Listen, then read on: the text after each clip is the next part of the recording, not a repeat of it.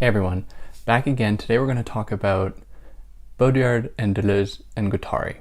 So I'm doing this because the Baudrillard versus Foucault one was pretty popular, so I figured you'd want more of that kind of thing. So how I'm going to do this is I'm going to look at it in terms of Baudrillard contra Deleuze, specifically how they differ in terms of the simulacrum. And then from there, I'm going to move into discussing Baudrillard against Deleuze and Guattari. Now, before jumping into that, if you want to follow me, you can do that at Instagram at theory_and_philosophy. If you want to see mostly pictures of my cats, if you want to help me out, you can do that by sharing, liking, subscribing. That all helps a lot. If you want to help monetarily, you can do that via Patreon or PayPal. If you want, obviously no pressure. If you're listening to this in podcast form, you can find the YouTube version, which has video. Or if you're listening to this in the YouTube form, you can find only the audio in podcast form wherever you get podcasts pretty much, and there shouldn't be any ads there. And if you go and do that, leave me 5 stars, comment, review, that would all help me out a lot. Now, I don't want to waste any more of your time. Let's get into this. Now, Baudrillard is not the only person to write on the simulacrum. Deleuze wrote about it quite a bit, and they have pretty conflicting ideas about what the simulacrum is. So out of the book, or at least in the appendix of Logic of Sense by Deleuze, there's an essay titled Plato and the Simulacrum, in which he makes a pretty interesting argument about Plato's relationship to the simulacrum. But in it, he extracts or kind of develops his own approach to the simulacrum. And I'm going to lay that out here, and I'm going to then contrast it with how Baudrillard views it. So for Deleuze and Plato, he identifies that in Plato, that is, Deleuze identifies in Plato, that there's a distinction to be made between the copy and the simulacrum. So the copy actually has some kind of connection to resemblance, whereas the simulacrum is essentially a copy without resemblance. So in Baudrillard's work, the idea of the simulacrum is a copy of a copy. Pretty simply, the reproduction of something that is already reproduced. Whereas for Deleuze, it's not just a copy of a copy, but it is a copy of a copy that has lost resemblance to what might be the original thing, which is an interesting point of distinction. So in order to illustrate this, he gives the example of God creating humankind in its image. And this is, of course, an idea we've had for a long time, that humans are made in God's image. So humans are a copy of God in that way.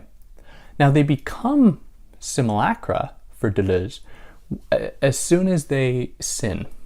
When they sin and they then move away from God in their likeness. That is, they move from, in his words, a moral attachment to the thing they're representing into an aesthetic one. So it becomes not about what the image stood for, but it becomes copying the image for the sake of the image itself, which is obviously opens up to a kind of what he calls polyvocality. Now, as some of us may know, and I haven't done this text by Plato yet, nor have I done Derrida's interpretation of it yet, but Plato had a pretty turbulent relationship with writing. He was very clear in his own writing that writing is what would affect memory in a pretty bad way, yet he wrote everything he did down, so I don't know how you square that, but anyways. But writing is the first scene of, well, I guess in the case of God, humans sinning would be the first scene. But Deleuze focuses on writing as a site for simulacrum, because writing opens up a certain polyvocality into newness that can become detached from its kind of previous instantiations or the thing it was meant to resemble. So in his words, in writing and simulation, it is connected to intensities that divide into one another while changing their form. So there is possibility opened up with the simulacrum. The simulacrum opens up a certain possibility. Now, Deleuze doesn't celebrate the simulacrum in that way, because we might have the the impression, oh, great, deterritorialization, rhizomatic flows, oh, moving away from a so-called moral order in favor of an aesthetic one. Deleuze doesn't want us to immediately celebrate this. So moving from Plato and the simulacrum, from Logic of Sense, into Anti-Oedipus, now we get Deleuze and Guattari's interpretation of the simulacrum as a tool mobilized by the despot to code and to overcode the world. And this comes out for the despot in the form of writing that allows them to essentially deterritorialize the various codes of the primitive regime so as to give things meaning that they otherwise wouldn't have. So this is a kind of deterritorialization, even though it is overcoding. So the despot rips up the land, demarcates it, says, okay, this area is for that area is for that. They put up borders and fences and whatever in order to code the world, but it is a coding that depended upon the ripping up of that world, the kind of deterritorialization of the world to instill new codes.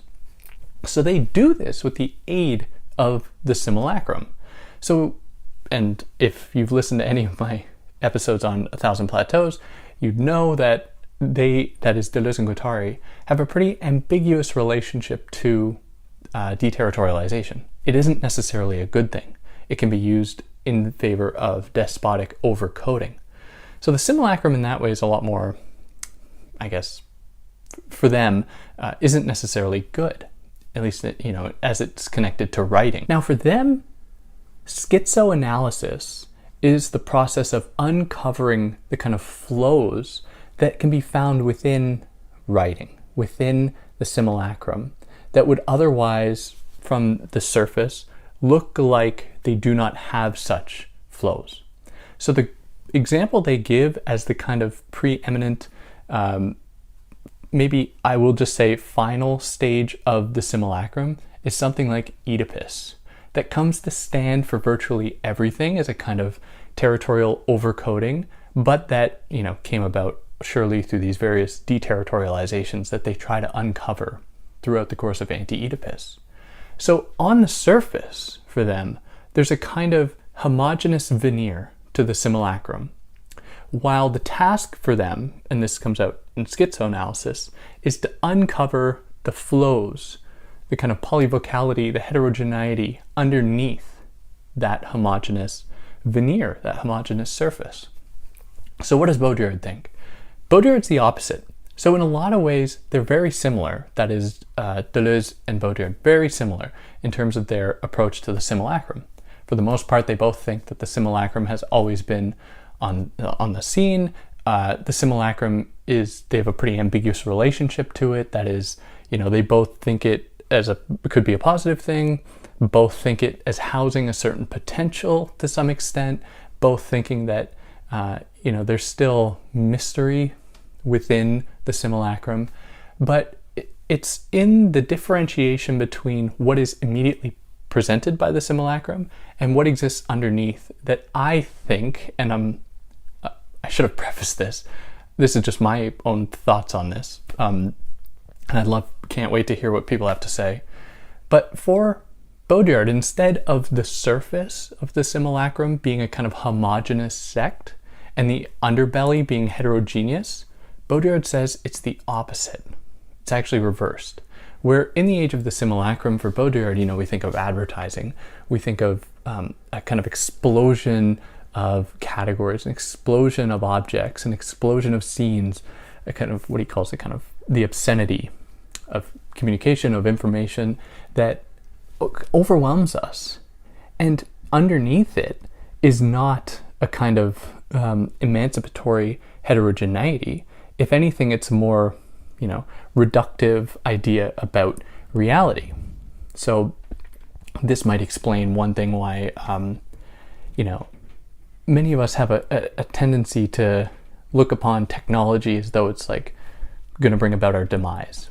And, it's just about getting back to nature, getting underneath the simulacrum to reality. Now, Baudrillard doesn't see that as a good thing to do, because he's very suspicious about what this reality actually is. It doesn't house a kind of liberatory potential to get through the simulacrum to what exists beneath it, because that, as we all know from simulacrum and simulation, the simulacrum is that which hides that there's nothing beneath it. Like, it is all there is. So it's in that way that they are different. Deleuze sees the potential to get to these kind of hidden heterogeneous underbelly, where Baudrillard's a little bit more skeptical. And he thinks, for the most part, and this is me, that you have to work with the simulacrum to some extent. Not in a kind of like reformist way, but it's about recognizing how within these kind of simulacral spaces, there are still the remnants of enchantment, mystery, seduction. That, yeah, if you want more on that, I've done a whole bunch of videos on Baudrillard.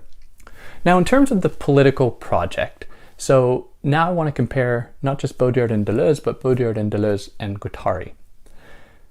Baudrillard is very suspicious of this attempt to deterritorialize, to embrace these kind of rhizomatic flows. Because for Baudrillard, he's like, well, that seems to really resemble, because he sees the simulacrum as a kind of embracing of heterogeneity. He's like, that seems to really resemble the kind of logic of this kind of postmodern logic of endless flows, obscenity, just going wherever you want. In other words, just following the logic of late capitalism, like, its tendrils just carving through the earth. Baudrillard kind of levels this critique, and he never had a whole book on it, and he doesn't really mention Deleuze all that much throughout all of his 40 books. But in Forget Foucault, he talks about the way that Deleuze and Guattari seem to hinge a whole lot upon this kind of liberatory potential. And it is decidedly individualistic. Like, it's all about emancipating your flows, embracing your own lines of flight or whatever, in order to, break from the rigid boundaries of, these molar aggregates or whatever, these strata that limit people. And Baudrillard doesn't want to do that. And in response, or I guess as a way to critique them, he says that of the schizo, that they themselves are a pure screen, a pure absorption and resorption on the surface of the influent network. So he doesn't see a kind of liberatory potential there. If there is liberation associated with it, it's one that works in the favor of the system. That is, a system that wants to bring everything on stage, to make everything visible, to allow things to move and flow, that Baudrillard is very, very skeptical of. Additionally, Baudrillard says that Deleuze and Guattari hinge a whole lot upon production.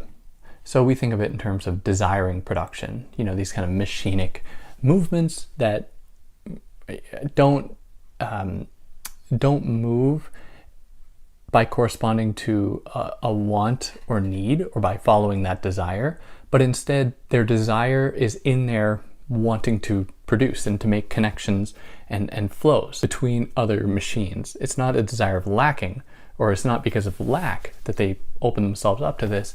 It is because that is just what they're open to. That's what they have to be doing. Now, as early as The Mirror of Production, Baudrillard's fourth book in the early 70s, The Mirror of Production, he identifies the same insistence in Marx, where he says, and I'm not quoting verbatim here, Marx hinges everything on production. For Marx, it's all about producing, making people more efficient, getting to the use value of things so as to open up this kind of true human potential. Where Baudrillard's like, what is that? What is this true human potential? And I believe the same could be extended to Deleuze and Guattari, where he pretty much says, what is this thing that you call desiring production? It seems to be quite, indicative of a certain movement of capitalist accumulation or capitalist production that, you can't just dissociate the two as though it's a purely liberatory one. So it's, I want to say that this isn't so much like what Baudrillard actually says, it's my interpretation of what he would say. And he would be very skeptical, worried that, Deleuze and Guattari are leading us on a path that might not be quite as emancipatory as they suggest. And that's pretty well it. If there's anything I should have said, anything more, I'd love to hear about it. I I like to pin comments that I find useful, even if they're critical, so that, people can see them. But yeah, if you have anything more, I would love to hear about it. And this is from Matt. I didn't showcase my record collection today, but I have David Bowie's Let's Dance. It's mint stuff. But anyways, take care, everyone.